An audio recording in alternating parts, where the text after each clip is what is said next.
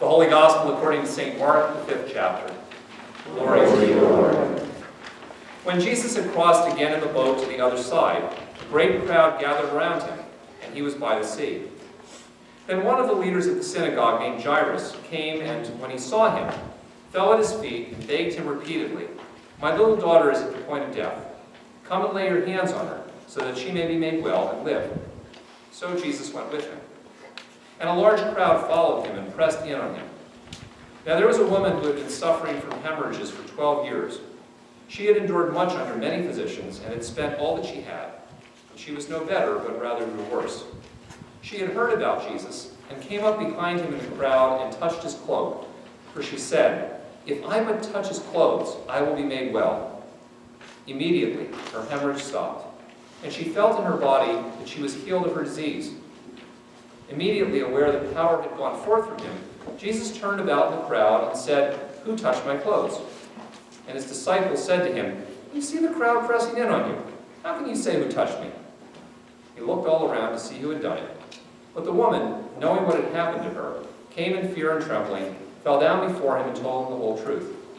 He said to her, "Daughter, your faith has made you well. Go in peace and be healed of your disease."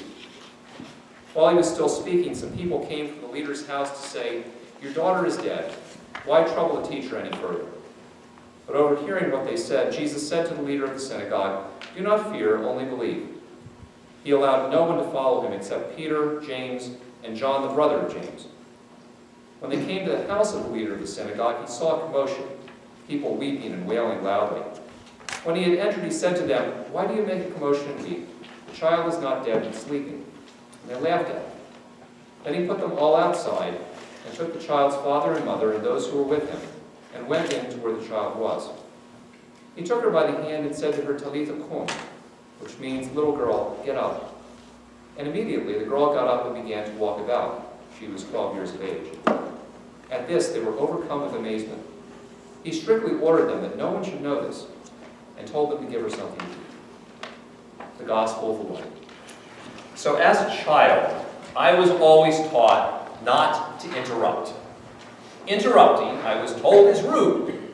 Interrupting is obnoxious, and I was reminded that I didn't like it when people interrupted me, so I should not interrupt others. And as an adult, I really hate interruptions. Interruptions break my concentration. They distract me from whatever task that I'm trying to do, and just in general, I find interruptions annoying. And so it's sometimes difficult for me to believe that anything good is going to come out of an interruption. And yet, as much as I hate to admit it, it is sometimes the case that interruptions really do break in and show me that there is something more important that I'm working on right at the moment. I have been interrupted and found out that, I really did need to know that right now. I needed to be stopped because something big was happening and I needed to know about it right now. I once knew a guy who told me that he was so focused and so concentrated that he would be at work working on his computer and he would just, the fire alarm would go off and he wouldn't even notice it. And I said, maybe that's not such a good thing, because occasionally you do need to be interrupted, and that's one of those times. Sometimes, as much as I hate interruptions, interruptions do in fact remind me of what's really valuable and meaningful in life. Sometimes I need those interruptions for my emotional health and well-being. One of the great things about coming to work with Blake all the time is that sometimes I get really frustrated and I'm working on something and I'm getting really all worked up about it. And Blake hops up and puts his head in my lap and says, "Come on, Dad, time for a walk." And I go out and I take a walk with him, and it really does make me go, it's going to be okay, and I can handle all this stuff. And that interruption really was necessary to be able to refocus on what it was that I was supposed to be working on. And then there are times that interruptions have really been important to keep me from going down a path that I really don't want to be going down. There are those moments in life where somebody says to you, are you sure this is where you want to be going? And you ignore those people to your peril. When I was in high school, we had an algebra teacher who wrote out all of these. So for kids who do not know these ancient things, there were things called blackboards. And they circled the room. So he would come in, the algebra teacher would come in, and he would have all of these equations written out for us, and he wanted us to copy them down as he wrote them on the board, and so that we would learn how they all worked and stuff like that. So he would start over on this blackboard, and he would start writing this equation down, and we were frantically copying. And some point about here, he would do something like take 2x times 2x and come up with 4x instead of 4x squared. And we would say, wait, Mr. McCutcheon, don't stop me now, I'm on a roll. And he would keep going down and carry that mistake throughout the equation. If you finally get over to here, we were trying to stop him, and he wouldn't let us stop him. And he'd finally get to this point, and he'd stop, and he'd scratch his head, and he'd look at his notes and go, that didn't work, I wonder why. We said, because way back over here, we were trying to tell you, you should have made this correction here. And he didn't want to be interrupted. And if you'd let him interrupt, if he'd have let us interrupt him, we could have fixed this whole thing. But he didn't want to be interrupted, and that's the thing that I remember most from algebra class, was that sometimes interruptions really are important. Sometimes interruptions are an essential part of the story of your life. And that is why I maybe looked at this gospel reading today and said, you know what? An interruption is a central part of today's gospel reading. Jesus has been crossing the sea with his disciples. When he comes to the other side of the sea, and a great crowd gathers around him because they've been hearing the stories of all the things that Jesus has been doing, and they're all there because of the stuff that Jesus has done.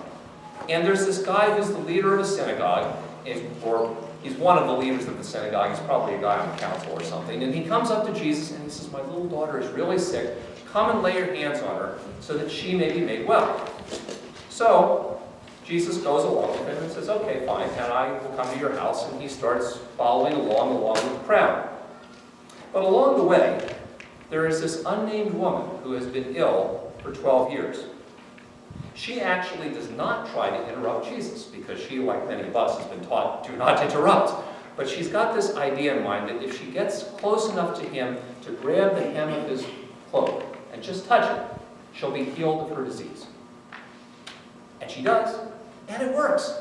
She feels in her body that she's healed, everything is great, and no interruption was necessary for her healing until Jesus creates an interruption. He stops, and he turns around, and he starts asking, who touched my clothes? Which is why the disciples go, what do you mean? You're standing here in a crowd. Everybody's pushing. Who didn't touch your clothes? Everybody's there. But yet Jesus is going to stop this journey, and he's going to interrupt it until he finds out who it was who had the faith to come up and touch him and know that she would be healed, even though she's never met him.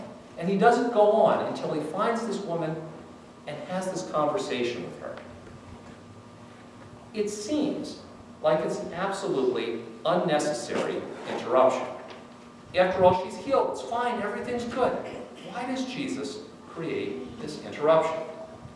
It doesn't seem necessary, and it was probably greatly irritating to Jairus. Remember him? He's the dad of the little girl. If I'd have been that guy, I would have been really ticked off. It's like, wait a minute, focus, we need to get going.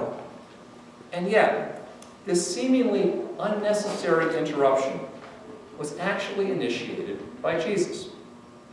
This seemingly unnecessary interruption did not force Jesus to choose between healing the woman or healing the little girl. This seemingly unnecessary interruption didn't seem either to irritate Jesus one bit. He doesn't turn around and go, wait, who's stopping me here? He's genuinely interested in the person who's come up to him. And so maybe that interruption, and others like it in the gospel, really was necessary.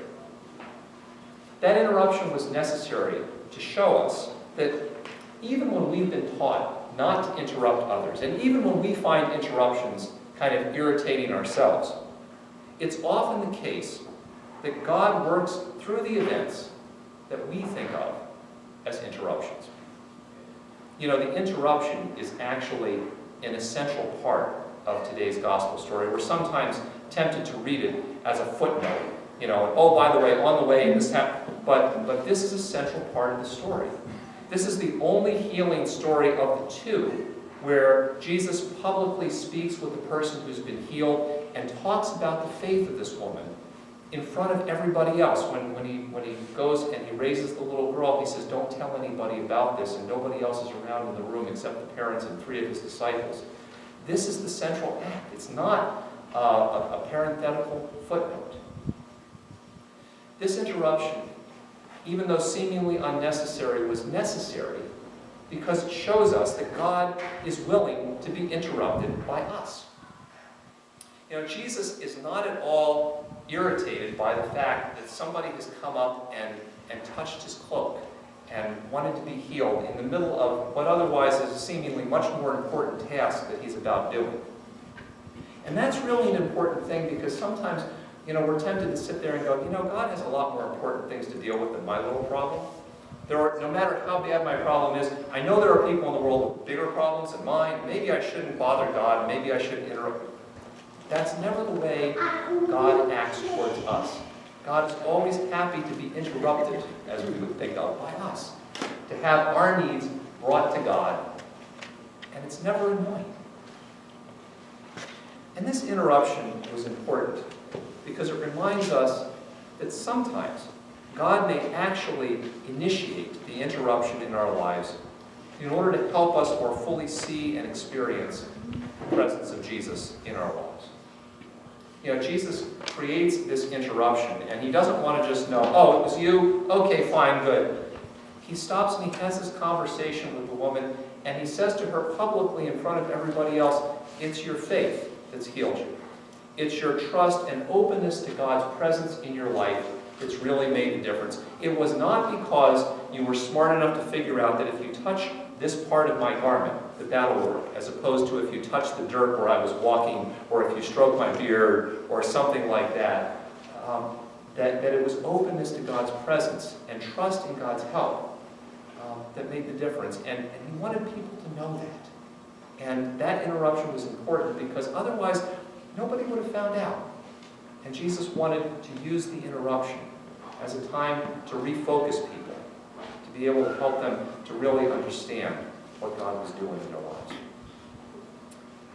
There was a famous 20th century writer named Henry Nouwen. He wrote a lot of books about spirituality, and he's known for many quotes, but there was one that particularly stood out to me. He wrote, my whole life I have been complaining that my work was constantly interrupted until I discovered that my interruptions were my work. Because sometimes the interruptions really are the main point. And sometimes the interruptions show us God's work as well. Certainly the interruption that Jesus initiated in today's gospel reading was intended to do that. So I suspect that I will always inherently dislike interruptions, and maybe you will too.